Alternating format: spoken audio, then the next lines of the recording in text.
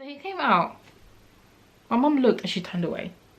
My partner looked and turned away. Like, they both looked and they were like, ooh.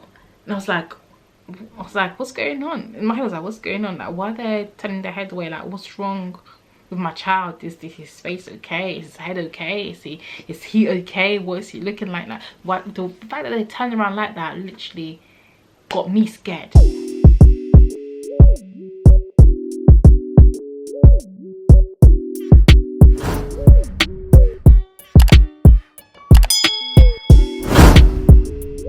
Hey guys, welcome back to my channel. I hope you're well. It has been so long, but I'm so glad to be back and filming. I'm a bit nervous about this topic, but let me just go out and do it. So a few days ago I asked you guys what video you would like me to post on my channel, and the majority wanted my labor story, my birth story. So here it is. I'm not gonna blab on too much. I'm gonna get straight into it, and hopefully this video won't be too long. So yeah, my labor story, some of you may know, some of you may not know, but I've given birth recently to a beautiful bouncing baby boy. He is so cute. And yeah, so let me just rewind a little bit. When I did, if you hear little grunting, it's little man behind me sleeping, so sorry about that. I just had to film this. I have no choice but to have him in the background. Yeah, so rewinding a little bit, when I did, obviously when I found out that I was expecting, I did my calculations and everything, and according to what I had calculated, my due date was meant to be on the 8th of March 2020. So yeah, to me that was fine, that was all cool. Then when I went for my dating scan, they said actually you're further along than you think. Your due date is actually on the 1st. Now that didn't really make sense to me, as I calculated, basically you calculate your due date from the first day of your last period. So I was like, so when they said the 1st of March, to me that didn't really make sense, because it just wasn't adding up. But I thought, okay, well, they have the material, the equipment, they probably know best, so we went with the 1st of March. So that was fine. And then obviously I went through my pregnancy. Everything was smooth, everything was fine. I had a smooth pregnancy, nothing high risk. I even traveled. Everything was good. Yeah, I traveled, had my baby shower, everything was just fine. And then yeah, then was the lead up to my due date, and I thought, you know, oh, it might come early, so I started preparing my hospital bag and everything the week before, but nothing happened. And then my due date comes, still nothing. Like, I'm not feeling anything. I just feel absolutely fine. I'm still going to my midwife appointments, and she's saying, how are you feeling? I'm feeling fine. And she's like, okay, well, your baby can come at any time now, but I'll schedule you in for another appointment after your due date, and you know, we'll see how things go. So that's all good. And then my due date comes, so the 1st of March comes, which was a Sunday. Still nothing. I'm there, you know, walking around as normal, feeling normal, like no sign of baby boy coming. And then the next day was my midwife appointment, so I go there. She's like, oh, you still haven't given birth? I'm like, no, I haven't. And she's like, okay, well, obviously, like, due dates that are given to you during your appointments aren't always accurate, so just monitor and see how things go. I'm going to book you in for an appointment for next Monday, and hopefully you have given birth by then. But if you want, I can schedule you in for a massage, or an aromatherapy massage that sometimes triggers labor. And yeah, let me know if you want to go for that. And I was like, oh, free massage, why not? So that was scheduled for the Friday. So on the Friday now, I go to my aromatherapy massage appointment, and the midwife that done it for me over there, she was just talking to me, telling me to relax. And then I was just telling her my frustrations. Basically, what was annoying me during that whole week was I just kept getting a lot of messages. People just kept messaging me saying, have you given birth yet? Where's the baby? And to me that was just really stressful, because I'm here thinking my baby's overdue and I don't know what's wrong with me. Like, why am I not going into labor yet? And I'm having about 5-6 people in one day messaging me all the time, asking me like, what's going on, is he here yet? And I found that really annoying and frustrating. So I just kept telling people, do you know what, stop messaging me, I will let you know once I've given birth. So for future reference, I'm never telling anybody my due date ever again, or around the time that I'm meant to be giving birth, because it's already a stressful experience trying to prepare for it. And then already you're worried that your baby hasn't come yet, and you're thinking all sorts are going through your head. And then you have people adding to your stress, you know, keep on asking you, when are you due, when are you due? To me, that's just unnecessary, and for next time I'm just not gonna bother telling anyone. So my advice to you guys as well, don't tell people your due date, because they'll just stress you out and you'll end up lashing out at someone. So anyways, yes, I just told that to the midwife. I'm like, yeah, people just keep messaging me and it's really frustrating me, and I don't know what's going on. Like, you know, I'm like 5 days overdue now, or I don't know what's happening.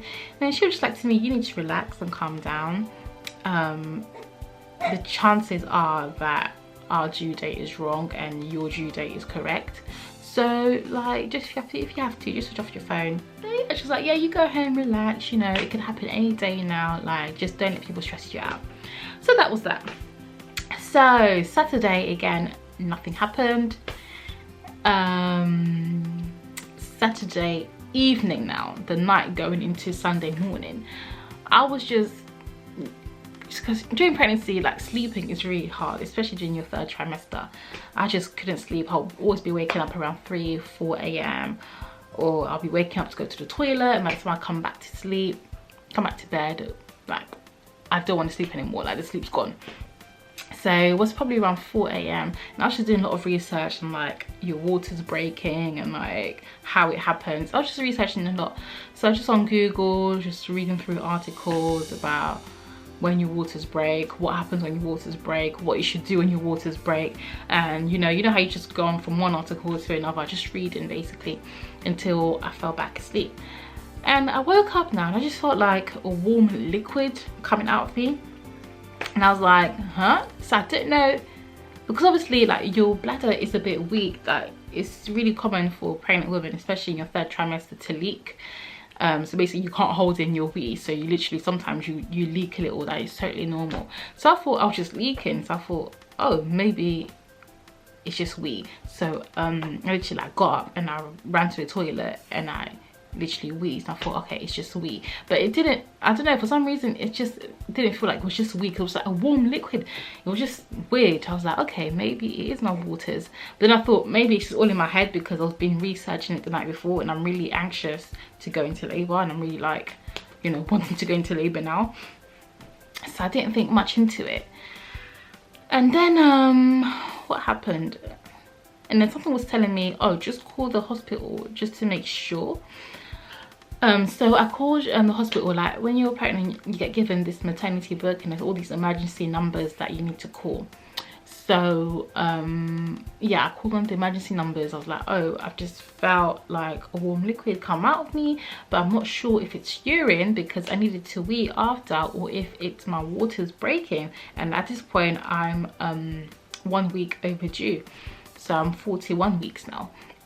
And the lady's like, okay, you just monitor it, like wear a sanitary towel and then keep it on for 2 hours, and then after that, coming to the hospital, we'll check to see if it is your waters breaking or if it's just urine. And I was like, okay, no problem. So as I got up now to go and find a sanitary towel, I literally see liquid trickling down my thigh, and it was like a white cloudy liquid. I'm thinking, what the hell is that? And I was like, okay, this might be my waters actually breaking, but I wasn't too sure. So I was like, I didn't think much into it. So I got a sanitary towel, put it on, and then This literally just went about my business. So I checked again, like an hour and a bit later. Oh gosh, this might be a little bit graphic, but I thought let me just be as honest and as raw as possible. So if any guys are watching this, like, I'm sorry, I'm just being as honest and detailing what happened. So I'm sorry if it's a bit gruesome or too much information or whatever. So yeah, so I then checked my sanitary towel and I saw traces of blood. And then I got a bit scared. I was like, oh my gosh, what is this? Yeah, I saw a little piece of traces of blood. I was like, oh my gosh, what is this? And I quickly looked online and it said, if you see blood, you should go to the hospital. So I called my mum. I was like, oh my gosh, there's blood. We should go to the hospital now. But I wasn't in pain or anything. So we make our way to the hospital and I explained the situation, and then they then take me into a room to then monitor what's happening downstairs. Okay, child. Yeah. And then the midwife was like, okay, well, you're nearly there. You're about 2 centimeters dilated. Your waters have ruptured. I mean, the amniotic sac has ruptured a little bit, but it hasn't fully broken. That's why water is just trickling down. So just obviously wear a sanitary towel. Nothing's gonna happen for now. Come back tomorrow morning at 8 AM or even 9 AM, and we will monitor the situation. So I was like, okay, cool. She's like, oh, actually, you might even need to come back tonight. It will depend on how quickly things happen for you. So in my head, because she said 8 AM, 9 AM the next day, that was the day that I was meant to come back. So I was like, okay, cool. I'll come back tomorrow in the morning. So yeah, so then we went back, we went all the way back home. I was totally fine, you know, just minding my business, chilling basically. It got to about, ooh, what time? Let's say 10 PM.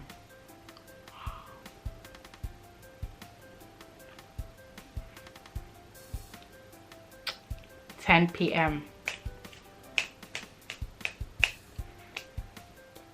It was crazy. The worst thing is I can't even describe what it felt like, but it was painful. It was painful. I'm actually trying to think what I can describe it to. It was like, oh, it was like my insides were being stretched out. But around that time I could still feel it a bit. So I was like, ooh, okay. It wasn't as intense just yet. I was like, oh, okay, cool. So I was trying to distract myself, because to me in my head, I have to be there tomorrow morning. I was like, it's not happening tonight, it's tomorrow morning. Yeah. So that's what's happening in my head. I was like, oh, I can't, what? She said come back tomorrow morning around 8 or 9. So that's what I'm going to do. Come back tomorrow morning. But literally, that was my plan, but the said plan was totally different and out of my control. So it was like, it's like having a period pain that's just not going, basically. So I was trying to distract myself. I was even on the phone to my partner at the time, speaking normally, but I'm in pain, but I'm speaking normally. And then after that, I was like, you know, forget this. I'm like, listen, I'm in pain. He's like, what? I was like, yeah, I'm in so much pain. And I think I'm gonna have to go back tonight, because I don't see myself going through this until the morning. And he's like, okay, cool. Let me know when you make your way and I'll make my way. I was like, okay, no problem. So I'm still trying to firm it. I thought, let me watch a show. No. I thought, let me try and lay down and sleep. No. That pain was not going. So then it started getting more and more intense. So it's like someone's literally stretching your organs. I don't know. It just felt like my body was being ripped to shreds. Literally. So I just couldn't take the pain anymore. I'm just standing up, pacing up and down my room. After one point, I literally was on the floor crawling. I was like, oh, it was just so painful to the point I just couldn't take it anymore. I was like, Mom, we need to go to the hospital right now.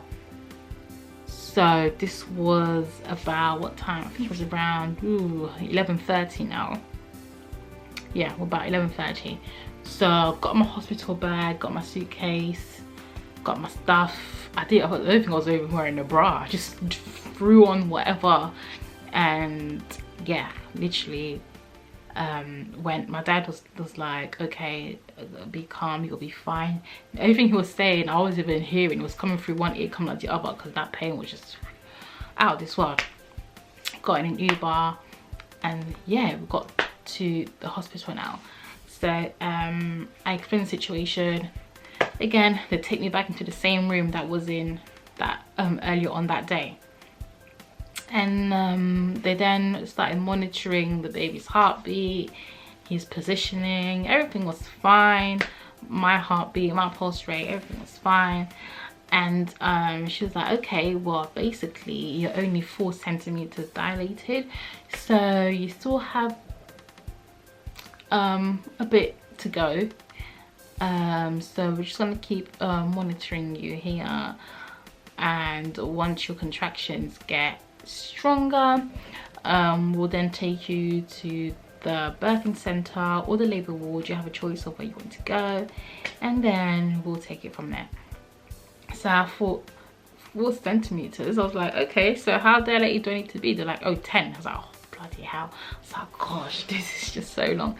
So yeah, so then my partner then arrives, and we're just in this room.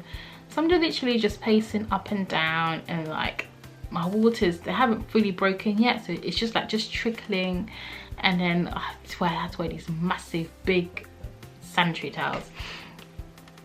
And then just literally just pacing up and down. I could literally like firm it, but when the pain will come, like it will literally be strong. So it will come, it's like, oh, you need to stop and like breathe in, breathe out, and then carry on. So that's what I was doing. I was like, okay, well, it is painful, but it's manageable. So I was literally just pacing up and down. This is around midnight, going on to 1 o'clock now. Pacing up and down. Whenever the pain will come, I'll stop, take a deep breath, wait for it to go, and then pace up and down again. And then the midwife comes back, she's like, well, basically the level of pain you're in, you're too comfortable. you're too comfortable. So when the pain gets, you know, literally unbearable, this is when we'll give you gas and air. And I was thinking, what do you mean I'm too comfortable? This is painful. So basically, this was still the easy part. The worst was yet to come. So let me speed this up a bit. So yes, and then take me to another room. They said, oh, you can sleep here for a bit, and then, you know, we'll come back and check on you. So they then take me to another room. As I climb on top of the bed to try and get some rest, I literally put one leg on top of the bed. I was about to put the other leg, splash, water everywhere, water everywhere. I am dripping, soaking wet. I was like, oh my god. Then I started getting a bit hysterical. I was like, oh my god, my water's just broke, my water's just broke. And then I tried to get back. So I tried to get back down now. And so as I'm walking, because now the pain is getting a bit stronger, I'm literally just like dripping everywhere. So the midwife comes back. She's like, oh, okay, yeah, this is good. I was like, all right, cool. So we go back to the other room. She's like, okay, I think we're gonna take you to the birthing center. Like, you should be ready to actually start pushing soon. So I was like, oh, all right, cool. Then they're like, oh, do you want any medication? I was like, no, I'm fine. I'm just gonna do gas and air. No medication, no nothing. That's what I said in the beginning. No medication, no nothing. Yeah, cool. So then we then go to the, what's it called, birthing center. So it was really nice. Like, it was a really chilled place, you know. There was like, they had like a pool just in case I wanted to have a water birth. They had like those bouncy balls that you can bounce on. They had the bed on the side, and they had the bathroom. It was kind of like a nice chilled environment. And they had speakers, so you can play music. So all I remember is my partner started playing Adore l'Eternel. If you're Congolese, you must know this gospel group. If you're not Congolese, then they're literally a gospel gospel group. So yeah, so they're a Congolese gospel group, and just like banging out like their old school songs. So whenever I hear their songs, I just remember of my labor. So basically they're just playing that in the background, and as soon as I got to the birthing center, this is when literally the pain would come even more frequent. So it would literally be coming like every 2 minutes basically, and it was intense, like intense. I was literally pacing up and down, and it got to the point where I was literally crying real tears. So that pain, whew, oh gosh, I don't even know what I can describe it to, because it's just so painful that I've never felt pain like it. I don't know what could equal to that. It was just out of this world. It's just the pain that is out of this world. I was just pacing up and down crying. I was like, my mom was there. I was like, Mom, what you mad? I was like, I'm in pain, I'm in pain. I was like, I'm in pain. I was just be walking up and down saying, I'm in pain, this hurts, I'm in pain, this hurts. Just walking up and down, literally walking up and down, gas and air. They're like, you need to calm down on the gas and air, love, you're gonna be dizzy. I was like, I don't care. So gas and air again. Listen, I'm literally walking like I'm about to drop because I was getting dizzy from the gas and air, but it was just so painful, and that was the only thing calming me down. Oh my gosh, like literally from 1 AM to 1 PM, all I was doing was walking up and down crying, walking up and down crying, because it was that painful. And it's like I felt so much pressure, as if like I needed to do number 2, but then you go toilet and nothing. It's like, you know, because obviously you use the same muscles that you use to do number 2 to literally try and push out a baby, I believe. So just walking up and down, pacing up and down, crying, and it's like nobody was helping me, and no one can really help you either. Like my mom was just in her corner, just there's nothing she can do. My partner was in his corner, like restless, like he was trying to help, but there's nothing that he could do. And I just remember at one point he was just like following me around the room. I was like, can you stop following me please? Because like, especially he was wearing all black, and I felt like I had like a shadow behind me. I was like, can you just stop following me, just leave me alone? Because it's, yeah, it's just the thing where like you just don't want too many people around you. The midwives were looking helpless. They're just looking like, well, this is just another patient for us, you know, like she'll be over the pain in a few minutes. And they kept asking me like, oh, do you want any other painkillers? Like, no painkillers, no painkillers. And then it got to a point where I was like, you know what, forget this, give me all the drugs, I want it all, give me everything. I was like, what painkillers do you have, because this is just too much and I cannot take it. They're like, oh, we've got, does this say paracetamol? I don't know, something like paracetamol. I was like, yeah, just give it to me. Took the paracetamol. And then I was like, okay, I think I want the epidural now. I want epidural. And then my mom was just like, no, you're not getting epidural. I was like, yes, I want the epidural, because this pain is literally too much for me. I cannot take it. My mom was like, you're gonna regret this. Yeah, like this will have negative effects on your body, maybe not now but later on in life, so please, no epidural. And then I was just like, I just want the pain to stop, I just want to sleep, because I hadn't slept. I was just tired. I was just really tired, so I was just there screaming my head off. And then obviously I listened to my mom. I didn't get the epidural, so I was just there pacing up and down. And then I don't know what time it was, because obviously I didn't have access to my phone. I was just looking outside and I could see that it was getting light, and they were like, okay, you need to start pushing. I was like, okay, so I'm pushing, like literally giving it my all, nothing. And what was comfortable for me was standing up. So I'm pushing, standing up, nothing's happening, nothing's happening. I'm literally like, feel like I was pushing all my organs out, nothing's happening. They then made me lay down, which way? Lay down on my stomach, like on all fours basically. Pushing, nothing's happening. At this point, I'm getting annoyed, I'm irritated, I'm exhausted, and I'm just like, what the hell is going on? Pushing, nothing's happening. Instead, I'm vomiting. So I'm there vomiting. Pushing, nothing's happening. And then they're like, okay, because what was most comfortable for me was standing up. They're like, okay, we can see that you like standing up, but your baby doesn't like this position, so you're gonna have to try laying on your back. So every time I tried to lay on my back, the pain was just too much, and I'll just stand up and be like, no, I can't do that, I can't do it. And then I don't know what time it was, but I can see it was light outside, so I'm like, okay, it must definitely be morning now. They were like, okay, we're gonna need a doctor to intervene because you're pushing. We don't want you to be too exhausted. You're pushing, but nothing is happening, so we're gonna have to get a doctor to intervene. So I was like, okay, cool. So they put me on the wheelchair and they take me from the birthing center to the labor ward. So I get to the labor ward again. Pain. What is it? Get me to lay down on the bed. Lay down.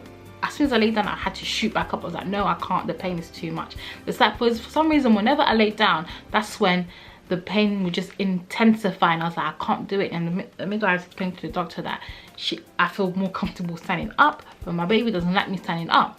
So I was like, well, we need to find a solution because I can't lay down because that pain is just too much for me.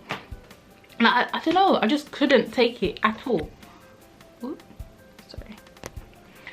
Yeah, so then I'm just there pacing up and down. I have the gas and air in one hand, literally drowsy, dizzy, and just like slowly grunting because the pain is just, I just kept asking that, when is the pain going to stop? When is it going to stop? I was like, when is it going to stop? They're like, it'll stop as soon as you deliver this baby. And I was like, so why am I not delivering this baby? And I was just getting so like frustrated and annoyed because I was so tired as well, like, and the some medication they gave me to sleep wasn't working either. So I was like, why isn't anything working? Just give me the bloody epidural. But my mom was like, no epidural.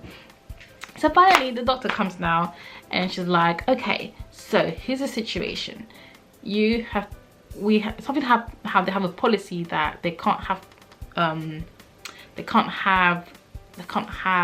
the patient push for over 4 hours, because then due to exhaustion or something like that. She's like, and you've been pushing for 3 hours, right? So basically you have 1 hour to deliver this baby. We have 1 hour to get this baby out, so we need to get this baby out. So I felt like I felt the pressure now. I was like, oh my gosh, we have 1 hour. I was like, what do you mean? I've been pushing for 3 hours. It didn't even feel like 3 hours. So yeah, so I'm like, okay, cool. So I'm trying again, literally trying. Nothing is happening. I was like, oh god, I don't know what's going on. I'm like, you need to intervene because I don't know what is going on. So finally they're like, okay, we know that you're uncomfortable laying down on the bed, but we're gonna have to get you to lay down on the bed. I was like, okay, cool. So I get on the bed, I lay down on the bed, and the bed had those, what's it called? I don't know what it's called, but those things that you need to rest your leg on. And then I had to rest my leg on it. Like, okay, so basically what we're going to do is we're gonna get you to push as hard as you can, and we're gonna have to use an instrument to help get the baby's head out. So it's called a kiwi cup or a kiwi suction, something to suction the baby out, basically. They're like, okay, so what's gonna do this, we're gonna grab the baby's head, and then it's gonna pull it out with your help. They're like, but we need your help to do that, so you need to push to do that. I was like, okay, like, and also we have to give you I can't pronounce these technical names. We have to give you an episiotomy. So basically what's gonna happen, and I'm here now, yeah, I'm listening, I'm like, it's going through one ear, it's coming out the other. I'm like, just do what you have to do to get my child out. So they're like, the doctors, I'm gonna have to give you an episiotomy. So basically what's going to happen is, so that to reduce the tearing, we're gonna have to cut open some of your vaginal opening. So I was like, okay, they're like, but don't worry, we're gonna put you under anesthetic so you won't feel it, and then once you have the baby out, we're gonna have to stitch it back up. So I was like, okay, fine.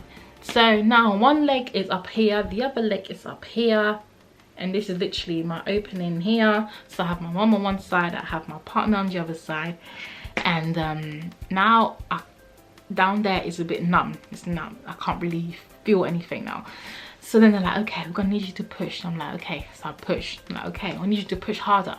So I push harder. They're like, okay, I'm gonna need you to push again. So I'm pushing, but I'm screaming because I'm literally tired, frustrated. All the frustration was actually coming out. So I'm there like screaming, shouting.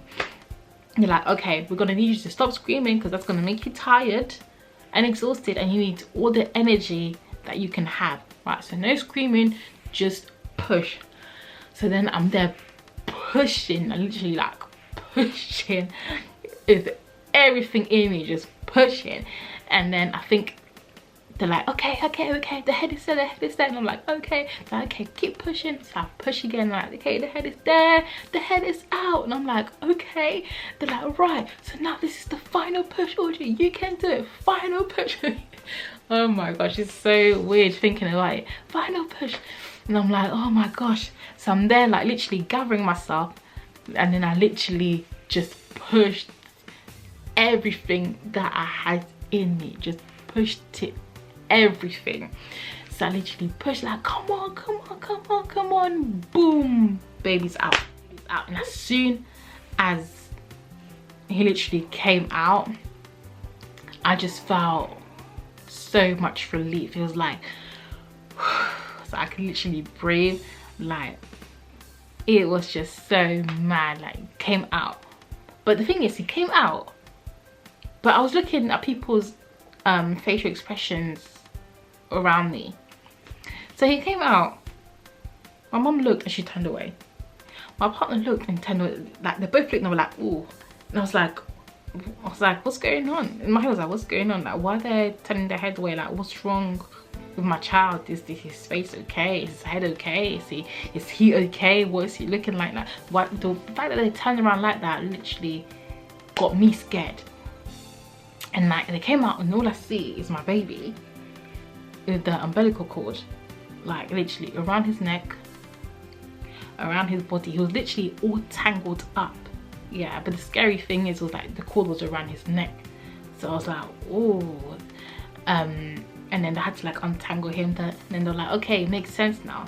Then the midwives and the doctors were like, it makes sense why he wasn't coming out, because basically he must have been playing with the cord, so he got himself tangled up.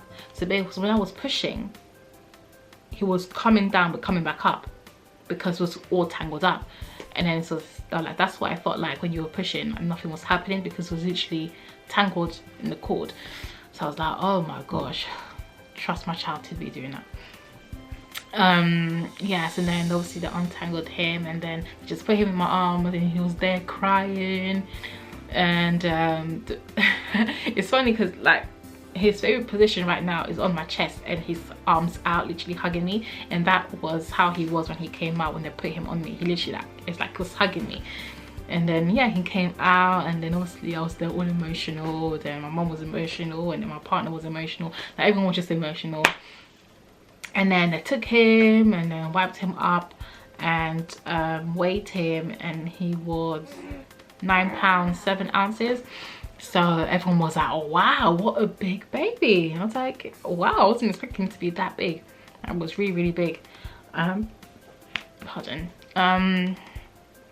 Yeah, and yeah, then they cleaned him up. You know, they started stitching me up. And yeah, that's that. So that is pretty much the story of my labor and the birth. It was crazy. It was a crazy long night. It was 13 hours in total. To me, it felt like it was forever. I literally felt like it was forever. But when I'm hearing other people's stories and I'm telling people my story, they're like, oh, 13 hours actually isn't that long. Like, I'm hearing people who were there for 18 hours, 24 hours, 36 hours. I'm like, ooh, sorry, I can't. I don't think I could do that for that long.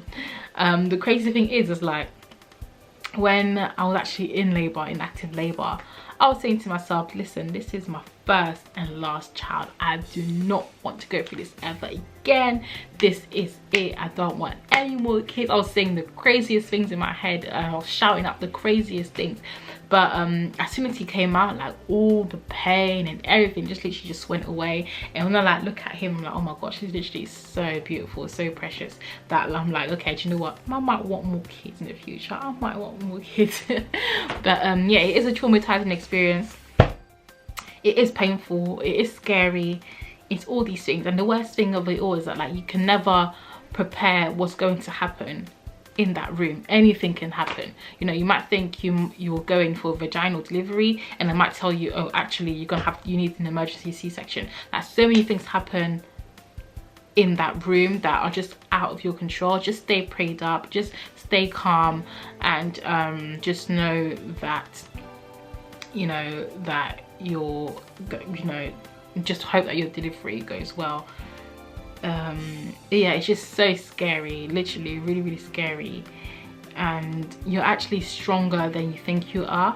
You know, like me, I can't tolerate pain. Like, I'm a person, I just can't stand pain. I hate pain, anything that's painful. Like even needles, I hate needles, I hate injections. If you just want me to get a simple injection, I need like 3 nurses to hold me down because I'm so hysterical. But here I am, and I pushed out a whole human, you know, which was the most painful thing I've ever done in my life. So it just goes to show that sometimes things are all in your head. You can do it. Women are strong, you know, you're built for this. And yeah, so if you're due anytime soon, just know that you've got this.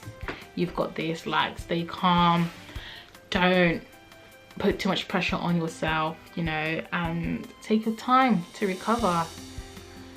It's not easy, but it's doable, and the end reward is literally amazing.